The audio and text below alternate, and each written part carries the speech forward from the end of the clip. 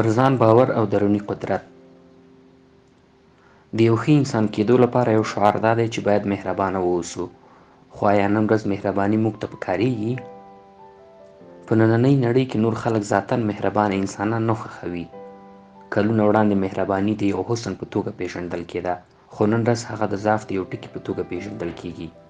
هیله لرم چې زما موخه مو غلطه درک کړې نه وي.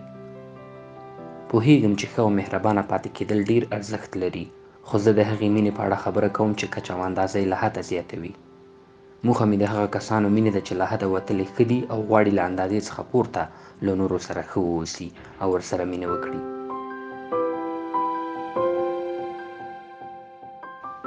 په حقیقت کې د نن ورځې ماشیني ژوند له پخواني ژوند سره ډېر توپیر لري. زموږ د ځینو ستونزه دا ده چې د وخت په تېرېدو او له چاپېریالي بدلونونو سره بیا هم نه غواړو چې بدلون وکړو او له نوي چاپېریال سره ځان نه بلدوو. په هیڅ ډول نه غواړم د دې مقالې په لیکلو سره دا هڅه وکړم چې ووایم ښه مه اوسئ. یوازې غواړم ووایم چې ځان ته متوجه زیانونه وپېژنئ تر څو وشئ کولی په ارامه توګه ژوند وکړئ، له فکري او ذهني اړخ څخه سوکاله واوسئ او له نورو سره د اعتبار له وجې راحته پاتې شئ. غواړم پوه شئ په دې لویې نړۍ کې شته داسې کسان چې د نفس باور د کمښت له وجې مهربانه شوي دي، یا هم شته داسې کسان چې له نورو څخه د ویرې له وجې مهربانه دي، او داسې اشخاص هم پیدا کېږي د دې لپاره چې ځان ته ارامه چاپېریال برابر کړي نو مهرباني کوي. دغه ډول مهربانۍ په بشپړ ډول غلطې دي. دغه ډول ښه انسان کېدل یوازې خپل ځان ته زیان اړوي او خپله د دې لامل ګرځي چې نور یې تر پښو لاندې کړي. موږ ډېری مهربانه او مهر غوښتونکي یو. فکر کوو کله چې هر چېرته سوله او همغږي برقراره وي نو زموږ غږ به مهم نه وي. خپلې غوښتنې تر پښو لاندې کوو او دا ځکه هیله لرو نور چې څه غواړي باید ورته ورسیږي. نو په همدې اساس مخکې له دې چې د خپلو رفتاري تېروتنو له امله له نورو څخه کرکه پیل کړو، باید د ځان د کمزورۍ نښې پیدا کړو او د دغه کمزورو نښو څخه یوه یې هم ډېره مهرباني ده.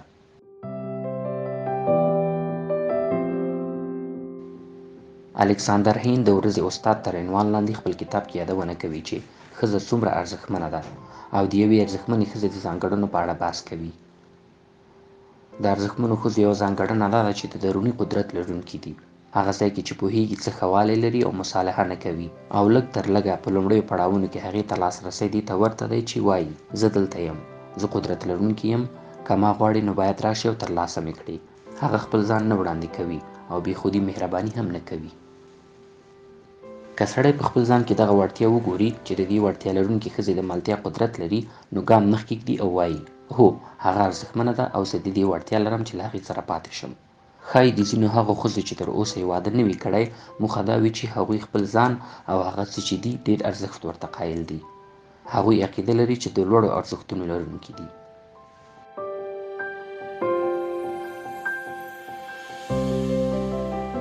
حقیقت دا دی چې نور به تاسې ته هغه وخت درناوی وکړي چې تاسې خپل ځان ته درناوی وکړئ. په دې صورت کې به تاسې د مقناطیسي ځانګړنو څخه برخمن شئ چې تاسې د نورو په لید کې قدرت لرونکي ښکاره کوي. واقعاً څه ته اړتیا لرئ چې د خپلو جامو او د ژوند د شریکې په اړه د نورو نظریات باید واخلئ او یا هم د خپل ژوند د هر تصمیم په اړه د خپلې کورنۍ نظر ترلاسه کړئ. که په خپل ځان بشپړ باور لرئ نو یقیناً هیڅ یو نظر باید ستاسې پر حال او وضعیت اغېز ونه کړي.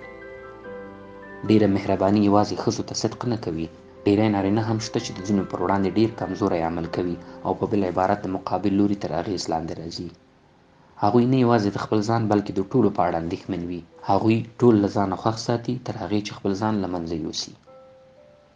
په اغلب ګمان سره د دغه چلندونو تر شا د نفس کم باوري موجوده وي. هغه باور چې زه څه وایم یا یې ترسره کوم مهم نه دي. البته هغه باور چې زه بې ارزښته او نه خوښیدونکی یم او تل باید د خدمت په حالت کې اوسم تر څو نور پوه شي چې زه موجود یم.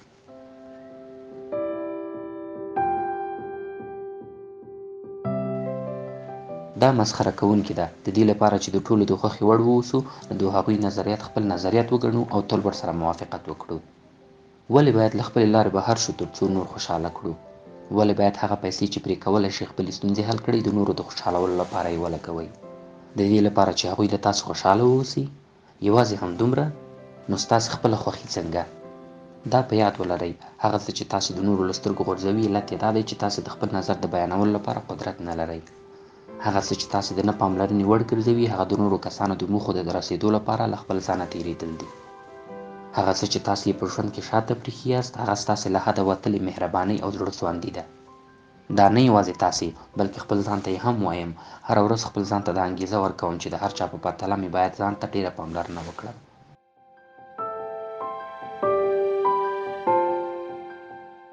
بیا یې تکراروم، زه نه وایم چې مغرور او ځان پسنده واوسئ، بلکې خپله واوسئ، خپله واوسئ او خپله واوسئ. هڅه وکړئ چې خپلې ټولې غوښتنې خلکو ته ور وپېژنئ. دا ستاسې جسارت او قدرت دی چې تاسې د نورو په منځ کې محبوب کوي. دا نه وایم چې خلکو باندې پښې کېږدئ، بلکې وایم چې زړونو ته یې دننه شئ.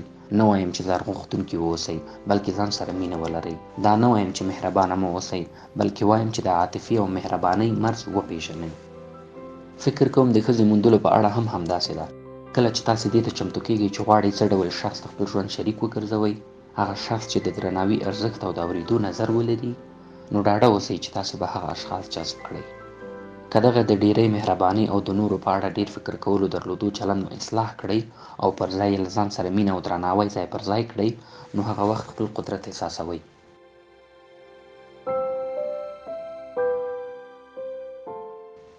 کله چې د نورو لخوا د تایید په تمه نه یاست او له خپل ځان سره داسې چلند کوئ چې ګواکې د ښه والي او ښه توب د ټاټوبي د پاچا سره چلند کوئ، نو هغه وخت به وګورئ چې حتی د ملګرو لپاره به مو د لوړ مقناطیسي کشش څخه برخمن شئ او د نورو لپاره به په زړه پورې ښکاره شئ. کله چې په دې پوهیږئ چې څوک یاست، کله چې پوهیږئ چې څه غواړئ او چمتو نه یاست چې د نورو د غوښتنو او موخو لپاره خپل ځان قرباني کړئ، نو هغه وخت سمه لاره ټاکلی شئ.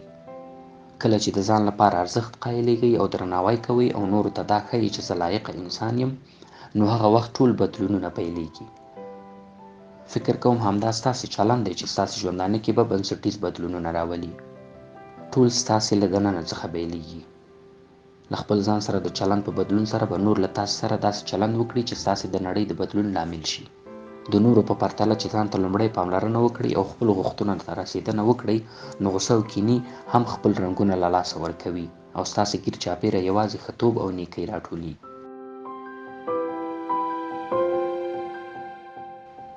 کله چې تاسې خپله ټوله انرژي د نورو د رضایت لپاره ونه لګوئ، نو طبیعتاً به له هغوی تمې هم ونه لرئ او هیڅ زړه به نه خورئ او که درته نه پاملرنه هم وشي، نو خفه او نارامه کېږئ به نه. دا ځکه چې تاسې به نورو ته د خدمت کچه کنټرول کړې وي او په مقابل کې به له هغوی څخه خپلې تمې کموئ. په پایله کې به ستاسې انرژي ستاسې پر خوښۍ او رضایت لګېږي. دا به څومره ښه وي چې خوشحاله، ځیرک او بریالی انسان دې شئ چې نور ځان ته جلب کړئ. تاسې هر شیبه د بدلون وړتیا لرئ. په مثبت ډول بدلون ومومئ او نړۍ ته په مثبت ډول بدلون ورکړئ.